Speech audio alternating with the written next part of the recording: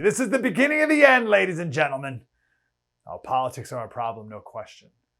But I get this sense that the circus of politics is going on over here, and we can focus on it for a while, and they're like, that's good. But meanwhile, over here, we have the downfall of society. And I kind of think we need to fix this, like the downfall part, if we ever want to make any sort of a dent over there in the politics part. So what is this thing over here? Well, that's the battle for reality. What is real? We have a tough time answering these simple questions these days. What is a woman? What is truth? The left says there's no such thing. And now there's a new technology out there that makes this all the more confusing. Apple Vision Pro. What is the big deal about Apple Vision Pro? Now here's an interesting first point. A lot of people, I brought this up a lot on my radio show, and I've got a couple emails. People are like, Slater, I don't even hear anyone talking about this. Like, why are you talking about it? Who cares? What's the big deal? Now, why are you doing a whole TV special on these things? What's the problem? Yeah. Here's the thing.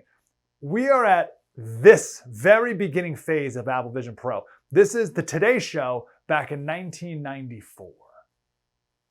Back now at 56 past, I wasn't prepared to translate that as I was doing that little tease. Oh, that's that little mark with the A and then the ring around it. At. See, that's what I said. Mm-hmm. Katie said she thought it was about. Yeah. Oh. But I'd never heard it. I'd never heard it said. I'd always seen the mark, but never heard it said. And then it sounded stupid when I said it. Violence at NBC.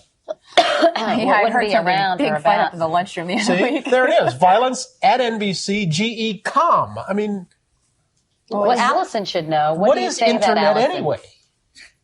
Internet is that massive computer network. The one that's becoming really big now. What do you mean? That's big. How does one? What do you write to it like mail? No, a lot of people use it and communicate. I guess they can communicate with NBC writers and producers. Allison. Okay, so that's where we are right now with Apple Vision Pro. We're like, what is augmented reality? Apple Vision Pro is Apple's first go at virtual and augmented reality headsets. So you put these headsets on, and it looks like you're watching a 100-foot IMAX video screen.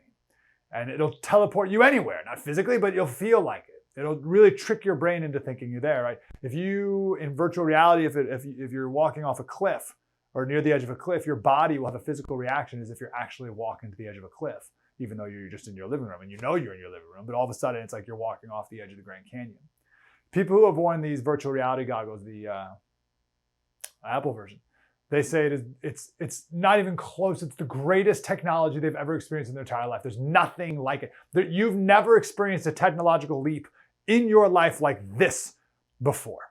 Vanity Fair, they did a great article on these headsets. I think the cover says like Moonshot, I think is the cover. They said this Apple Vision Pro is as far from a virtual reality headset as a kid's Schwinn bicycle is from a Gulfstream G800 private jet. Right? Like this is totally different than any even pretend version of virtual reality that we've had at this point.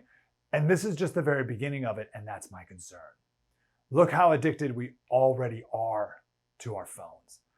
Now imagine these Apple Vision Pro, and because I know you laugh at these, oh, you're like, Slater, they're big and bulky and heavy and I'll never wear them. Yeah. This is just the first go at it, right? They will only become smaller and lighter, just like everything that you've seen technology-wise in your life, and they'll only become more affordable. And pretty soon they'll just be like regular glasses, and we'll all be living in the metaverse and not in real life. So, all right, Slater, what's the problem? Let me give you one example. Just one. Now, this is not a real thing yet, but it will be like very, very soon.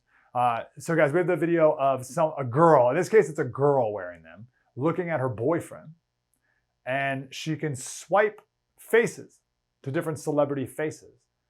There, now he looks like Leonardo DiCaprio, right? Now, most likely this will be used by the guy switching out his girlfriend's face, but whatever, you get it. And here's what's tricky about it. I'll show something like this, and people will say, yes, Slater, that sounds awesome. My wife can look like Scarlett Johansson, and she can see me as Brad Pitt, and it makes both of us happy. So what's the problem? What do you care? Get off your high horse. I don't know how to best answer that, to be honest.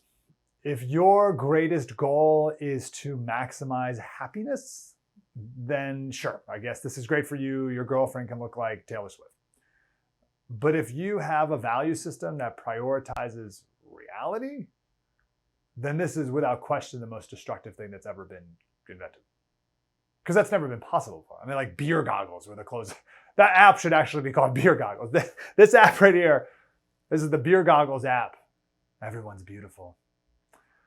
Another issue, kind of, is that it makes everything else seem ancient, right? So this Vanity Fair writer, after trying on the Apple goggles for Apple Vision Pro for a while, then went to a coffee shop and opened up his laptop, and he said it felt like a relic from a Soviet Union power plant.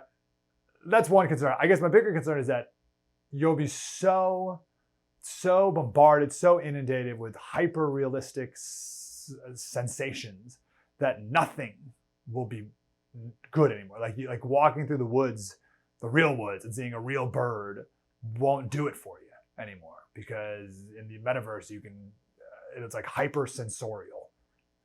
And it'll get to the point where we just can't live without these things. And all of our society will be built around them. And we'll just be massively addicted, like we already are with our phones, but this will be a million times worse. There was one Silicon Valley tech investor, he said, I'm sure this technology is terrific.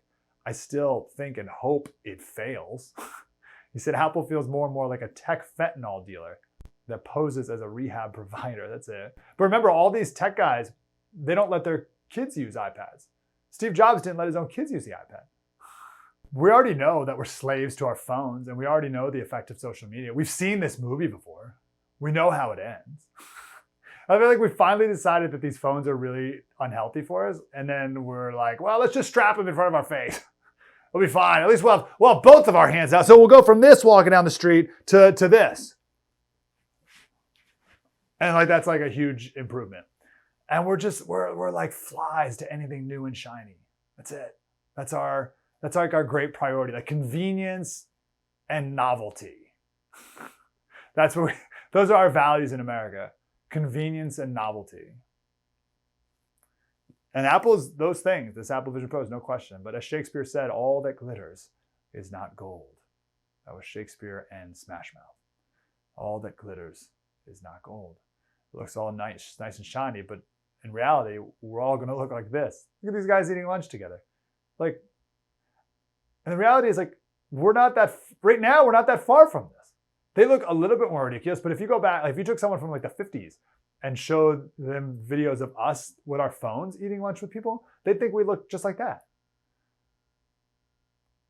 You know, everyone knows you should look someone else in the eyes when they're talking to you, but now we don't even have eyes to look into. And I believe this technology is going to be crippling to kids as well. They'll never connect anything real. Just literally last week, my kids and I, we've made a bigger push to look each other in the eye, make eye contact when you're talking to them. You live in the metaverse, you'll never have to look another human being in the eye again. Listen, of course, there are some good things. There's some good uses, like all technology has. But everything has a cost. I just want us to focus on the cost. I don't think we don't analyze it at all. We just like, oh, it's new, let's do it. Thomas Jefferson talked about how horses were bad because now people don't have to walk anymore. Check out this quote. He said, walking is, I think it was a letter to his nephew. He said, walking is the best possible exercise. Habituate yourself to walk very far. The Europeans value themselves on having subdued the horse to the uses of man.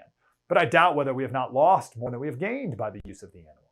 No one has occasioned so much the degeneracy of the human body.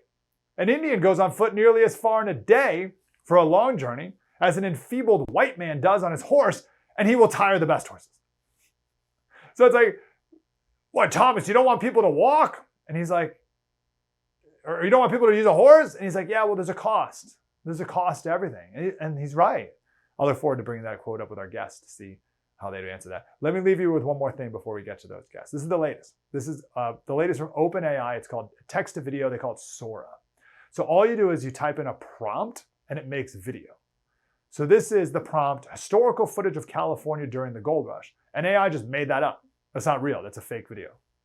And made by text. Someone just typed in a sentence. All right, here's another one. A cat waking up its sleeping owner demanding breakfast.